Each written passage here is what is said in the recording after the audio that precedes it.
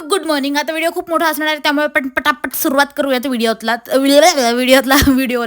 तर येस, सगळ्यात आधी मी तुम्हाला हा कुर्ता दाखवते जो मी घेतलाय वाद न करता, पण आय डोंट थिंक सो मला बसल, पण बसला.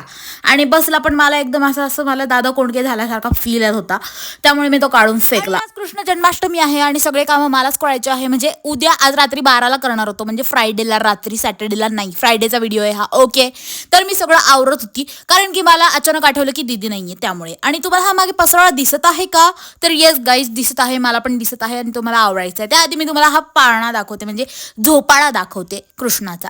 आणि येस, मला 2 मिनिटं आधी रिग्रेट झालं की दीदीचं लग्न उगाच झालंय, कारण की सगळं आवरू मलाच लागतंय का बरं असं. आणि तुम्हाला अजून एक दाखवते, फरशी पुसली आणि त्याच्यावर मीच कुदत कुदत नाचली, त्यामुळे सगळे पाय पडले आणि मग असो सगळं टेबल आवरून झाला. आणि तुम्ही बघू शकता सामान कुठे शिफ्ट झालं आहे ते.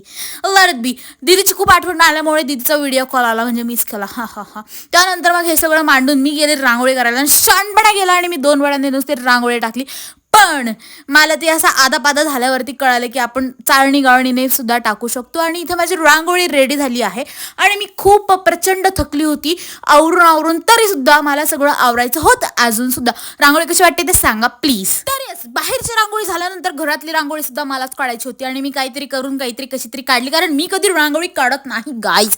त्यानंतर मी रेडी होऊन जादू सारखी पादू सोबत गेली आणि आम्ही गेलो वादनाला. आणि वादनाला इथे आज काही जास्त फार गर्दी नव्हती आमच्या इथे, नाही तर रोज खूप असते. आणि मग घरी आल्यानंतर ना आमचा हा भाऊ, म्हणजे माझा भाऊ बटरफ्लाय फ्लेक्स करत होता, जे अजिबात नाहीये. त्यानंतर मी रेडी होऊन दादाच्या इथे चालली होती शिवपुराणाला. हे त्याचं लेकरू, त्याचा कार्ट मला बोलवायला आलं होतं की दीदी चल ना, आम्हाला जायचं अशीच आहे. तेव्हा आम्ही गेलो आणि इथे वहिनी आणि आम्ही एका साईडला VIP ह्याच्यात बसलो होतो. असं काही नाहीये, सगळ्यांना सारखंच आहे.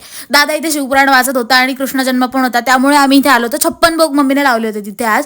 आणि घरी आल्यानंतर रात्री 12:30 1 नंतर आमच्याकडे आरती झाली असेल गाईज, आणि मी खूप थकली होती.